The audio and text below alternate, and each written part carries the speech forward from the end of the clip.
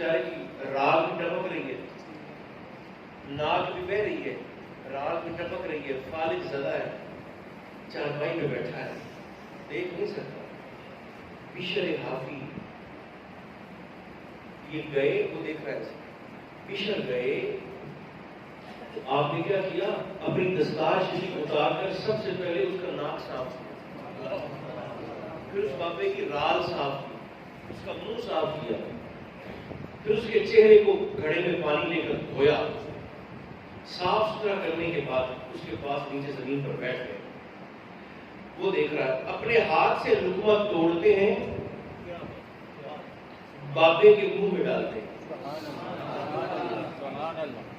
توڑتے ہیں کھلاتے ہیں، توڑتے ہیں کھلاتے ہیں بیٹھ کر.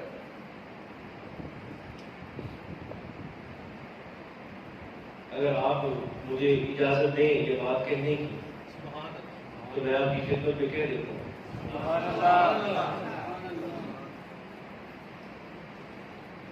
یہ جو معاشرہ ہوتا ہے، معاشرہ یہ میرے نیک لوگوں کی وجہ سے نہیں چلتا، کارآمد لوگوں کی وجہ سے چلتا ہے.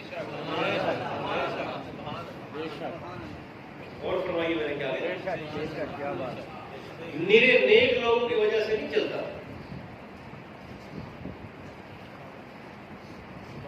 وہاں پر کسی کو ڈکیتی ہو رہی ہو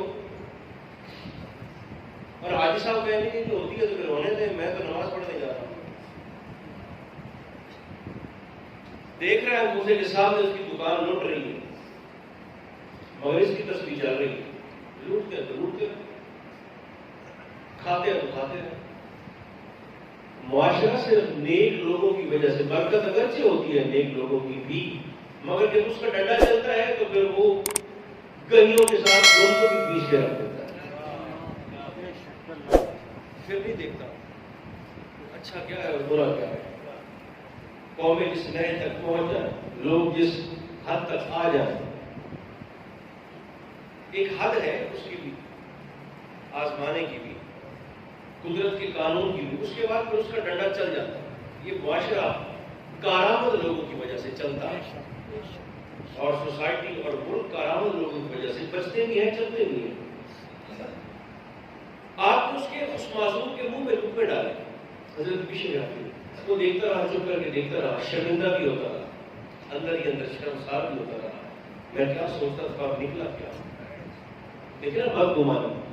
سوچا کیا؟ 14 سال تک میں نے بغض رکھا اس بندے کا اپنی طبیعت، 14 سال سے بغض پال رہا ہے، نفرت پال رہا ہے اندر سے.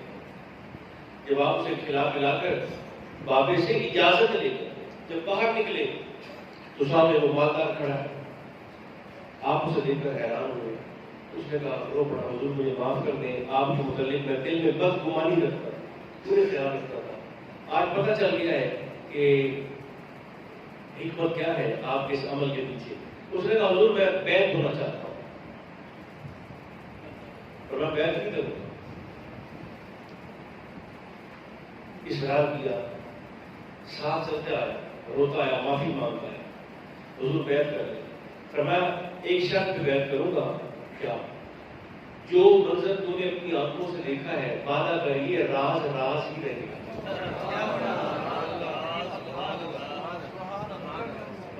یہ راز راز ہی رہے گا.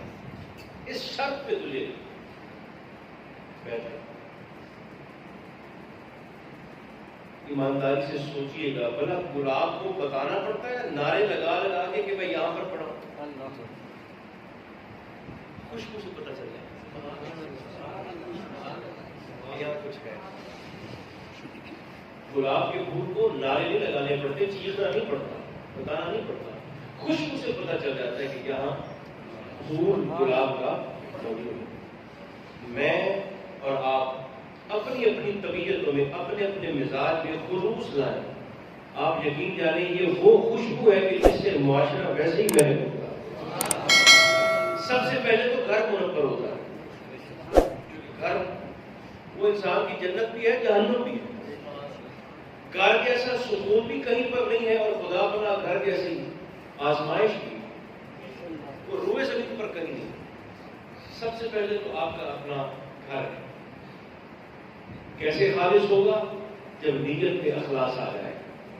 یہی آیت کریمہ اگر میرے اور آپ کے مطمع نظر پہ آ جائے، قل ان صلاتی، محبوب کہہ دیجیے کہ میری نماز اور نسکی اور میری قربانی بلے بلے کے لیے نہیں ہے. یہ بھی رمضان شریف آ رہا ہے، آپ خود دیکھیں گے، ہر سال ہم دیکھتے ہیں، ہر سال دیکھتے ہیں. کورونا کے دنوں میں کچھ لوگ ایسے ہیں جنہوں نے اللہ رسول کو راضی کرنے کے لیے کمال کر دیا ہے، مگر کچھ ظالم ایسے بھی ہیں کہ جو صابن کی ٹکی بھی دیتے ہیں تو ساتھ تصویر بناتے ہیں. وہ جو لینے والا ہے اس کا تو کچھ نہیں گیا، آپ نے اپنی نیکی بھی ضائع کر لی، اپنی عزت کا بھی دیکھنے والوں کے سامنے بٹھا بٹھا کے رکھا. یہ کیلیبر ہے تیرا یہ معیار تھا کہ تو سرف کا تھیلا دے رہا ہے اور صابن کی ٹکیاں دے رہا ہے اور پتی کا پیکٹ دے رہا ہے اور ساتھ تو تصویر تو خیر ویسے ہی اب نفسیاتی مسئلہ بن گیا ہے. جو چیز ضرورت سے تعلق رکھتی تھی اسے ہم نے پتہ نہیں کیا سے کیا بنا دیا. ایسے نہیں، ماہ مقدس کی آمد ہے. سرکار فرماتے ہیں رمضان شعبان، سرکار فرماتے ہیں شعبان بیجائی کا مہینہ ہے، رمضان کاٹنے کا مہینہ ہے. یہ آدھے سے زیادہ تو گزر گیا. اب اس بیچارے نے 16-17 دن میں زمین نرم ہی نہیں کی، گوڈی نہیں کی، اندر سے گندی بوٹیاں چن چن کے نکالی نہیں، اللہ کے مہمان کے لیے اس ڈیرے کو صاف ہی نہیں کیا، آنسوؤں کا پانی بھی نہیں لگایا، زمین کو نرم بھی نہیں کیا. تو اس نے بیج کیا ڈالا، اور جب بیج نہیں آیا تو پھر فصل اس نے کیا کاٹ لی. میرے اور آپ کے آقا ماہ رجب سے رمضان کی تیاری شروع کر دی.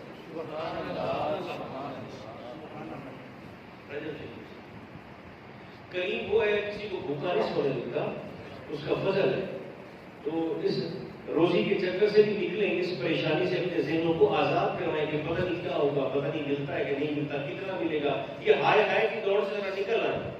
اور بھی دکھ ہے زمانے میں محبت کے سوا، اور بھی بڑے سارے کام کرنے کے لیے، صرف یہ ایک جھنجٹ نہیں ہے.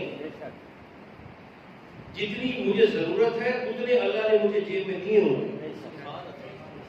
مگر میں کروں کیا؟ میرے نبی نے فرمایا ہے کہ تیرے پیٹ کو سوائے قبر کی مٹی کے کوئی شے نہیں بھر سکتا. انسان جو میرے نبی نے فرما جو دیا، اس جھنجٹ سے، اس بے سکونی سے اپنے آپ کو نکالیے. وہ جتنا دے دے، وہ جیسے دے دے، جب دے دے، اس وسیلے سے دے دے. الحمدللہ اپنی طبیعت کو، اپنی خواہشات کو اس طرف لے چلیں جس طرف اللہ رسول ہمیں دیکھنا چاہتے ہیں. درود و سلام کا معمول بنائیں. آج کی بات کرنی آپ نے صلی اللہ تعالی علیہ وسلم محمد و آلہ و صحبہ